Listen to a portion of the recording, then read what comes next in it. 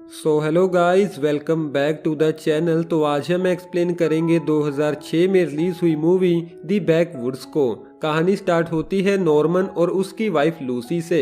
उन दोनों की शादी तो काफ़ी टाइम पहले हो चुकी थी, लेकिन उनके बच्चे की मौत के बाद उन दोनों की रिलेशनशिप प्रॉब्लम्स बढ़ती जा रही थी। अब उनकी प्रॉब्लम्स को दूर करने के लिए नॉर्मन का बॉस पॉल उन दोनों और अपनी वाइफ को साथ लेकर स्पेन में अपने पूर्वजों के घर में घूमने जाने का प्लान बनाता है।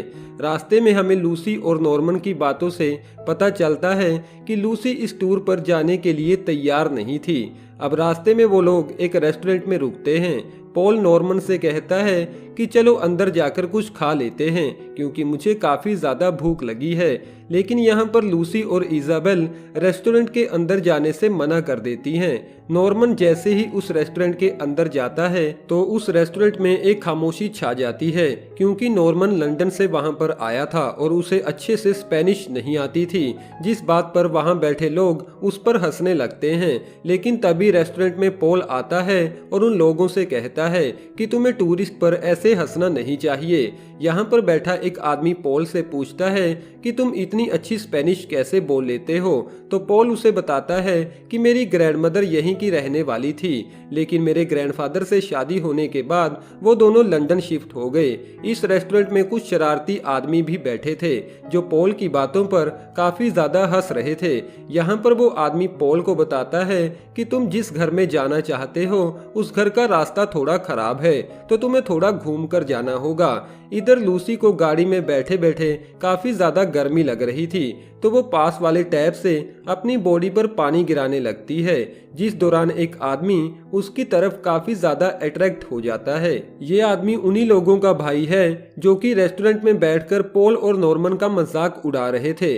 अब जैसे ही वो लोग वहां से जाने की तैयारी करते हैं तो वो आदमी पॉल से कहता है कि मुझे नहीं लगता तुम्हारे उस साथी की गाड़ी जंगल के रास्तों को पार कर पाएगी। तो अब वो चारों लोग पॉल की गाड़ी में आगे बढ़ने लगते हैं और थोड़े टाइम बाद उस घर तक भी पहुंच जाते हैं जो कि जंगल के बिल्कुल बीचों बीच था। घर के अंदर पहुंचने के बाद लूसी को ये जगह कुछ खास पसंद नहीं आती, जिस बात से इजाबेल भी एग्री करती है। अब इस बात से नाराज होकर पॉल घर से बाहर चला जाता है, लेकिन रात होने के बाद पॉल और पॉल की वाइफ में सब कुछ ठीक हो जाता है, मगर नॉर्मन और लूसी की दूरियां अभी भी कम नहीं हो रही थी। अब अगली सुबह पॉल नॉर्मन को अपने साथ लेकर जंगल में शिकार करने के लिए चला जाता है। उधर इजाबेल लूसी को समझाती है कि मेंस को खुश करना ज्यादा मुश्किल नहीं है और धीरे धीरे तुम ये बात समझ जाओगी। दूसरी तरफ जंगल में घूमते हुए पॉल और नॉर्मन को एक पुराना टूटा हुआ घर दिखाई देता है, लेकिन उस घर के अंदर जाने के बाद पॉल को वहां पर एक छोटी लड़की दिखाई देती है जिसे वहां पर कुत्तों की तरह बंद कर रखा हुआ था। वो लड़की उन्हें देखकर काफी डर जाती है। रात होने के बाद वो दोनों उस छोटी लड़की को लेकर घर वापस आ जाते हैं। उस छोटी लड़की को देखकर लूसी और इजाबेल काफी हैरान हो जाते हैं। पॉल उन्हें कहता है कि हमें इसकी मदद करने के लिए पुलिस को कांटेक्ट करना होगा। इजाबेल उस लड़की को नहलाने की कोशिश करती है क्योंकि उस लड़की की हालत काफी खराब थी। अब आधी रात को ही वो सब लोग उस लड़की को लेकर पुलिस स्टेशन की तरफ निकल पड़ते हैं। यहाँ पर लूसी कहती है कि इस लड़की की वजह से हमारी हालत अब और भी बुरी होने वाली है। तो पॉल उसे कहता है कि तुम्हें ऐसा नहीं बोलना चाहिए। उन दोनों से तंग होकर पॉल अपनी गाड़ी को एक ट्री में ठोक देता है। यहाँ से पुलिस स्टेशन अभी भी काफी दूर था, तो वो लोग फिर से वापस अपने घर आ जाते हैं। अब अगली सुबह पॉल फैसला करता है कि वो अकेला ही उस लड़की को लेकर पुलिस स्टेशन चला जाएगा, जिसमें उसे कुछ घंटे लगेंगे। मगर तभी उसके घर के बाहर वो चारों लोग आ जाते हैं जो कि रेस्टोरेंट में बैठकर उन पर हंस रहे थे।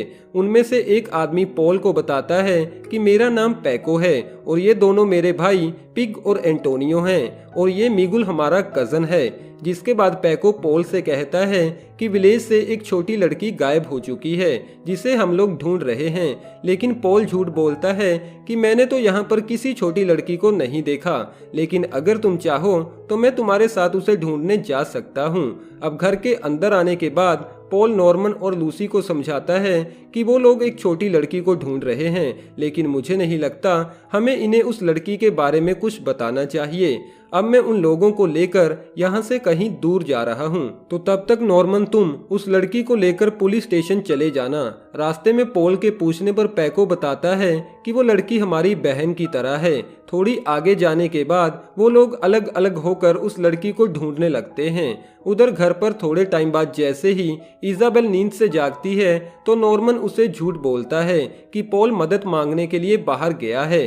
अब थोड़े टाइम बाद पिग और एंटोनियो वापस इजाबेल और लूसी के पास आ जाते हैं। यहाँ पर पिग लूसी के साथ बदतमीजी करने लगता है। दरअसल इन सब के दौरान नॉर्मन घर से बाहर पॉल को ढूंढ रहा था, जिसके बाद पिग लूसी के साथ जबरदस्ती करीब आने की कोशिश करता है। अब यहाँ पर डरते हुए इजाबेल उन्हें बता देती है कि वो छोटी लड़की ऊपर वाले कमरे में है, लेकिन तभी नॉर्मन घर वापस आ जाता है और लूसी की ऐसी हालत देखकर वो पिग को वहीं पर शूट कर देता है, जिससे डरकर एंटोनियो वहां से भाग जाता है। उधर पैको और मिगुल पॉल को बेहोश कर उस बंद पड़े घर के पास ले जाते हैं और उसके होश में आने के बाद उसे समझाते हैं कि उस लड़की के मिलने के बाद हम लोग यहाँ पर वापस आएंगे और मेरा यकीन मानो हम उस लड़की को कोई भी नुकसान नहीं पहुँचाना चाहते। वापस आने के बाद मैं तुम्हें सब कुछ बता दूंगा। लेकिन पॉल उन दोनों को चकमा देकर यहाँ से भाग जाता है। उधर नॉर्मन लूसी और इजाबेल उस लड़की को लेकर पुलिस स्टेशन की तरफ निकल पड़ते हैं, लेकिन तभी अचानक से बारिश होने लगती है। उधर दूसरी तरफ पॉल पैको के कजन मिगुल को मार डालता है, लेकिन जैसे ही वो एंटोनियो को मारने की कोशिश करता है तो वहां पर पैको आ जाता है।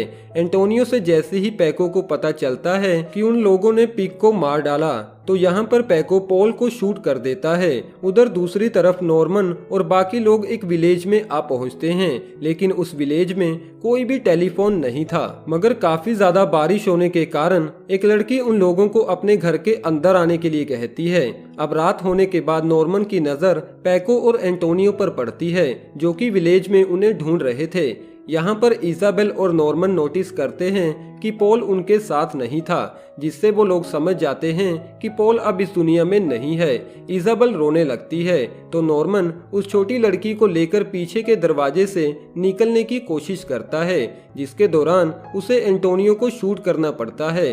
अब आखिर में पैको और नॉर्मन का आमना सामना होता है।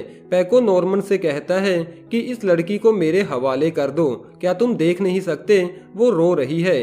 तभी लूसी भी वहां पर आकर नॉर्मन से कहती है कि तुम्हें अब इस लड़की को जाने देना चाहिए। अब वो लड़की नॉर्मन के पास से भागकर पैको के पास चली जाती है, जिससे हमें पता चलता है कि वो लड़की पैको के साथ काफी खुश थी और किसी वजह से उन लोगों ने उस लड़की को वहां पर रखा हुआ था। मूवी के आखिर में हम देखते हैं कि विलेज का एक आदमी उन दोनों को लेकर पुलिस स्टेशन चला जाता है, जहां पर हमारी ये मूवी खत्म हो जाती है। वेल दोस्तों, कैसी लगी आपको ये वाली मूवी? कमेंट बॉक्स द्वारा हमें अपना कीमती सुझाव जरूर दीजिएगा और अभी तक वीडियो को लाइक न किया हो तो वीडियो को एक लाइक जरूर कर दें। और हाँ दोस्तों, आने वाली मूवीज के अपडेट्स के लिए आप हमारे चैनल को भी जरूर से सब्सक्राइब कर लें, लेकिन साथ में बेल आइकन को दबाना ना भूलिएगा, जिससे कि आपको रेगुलर अपडेट्स मिलते रहेंगे। Thank you.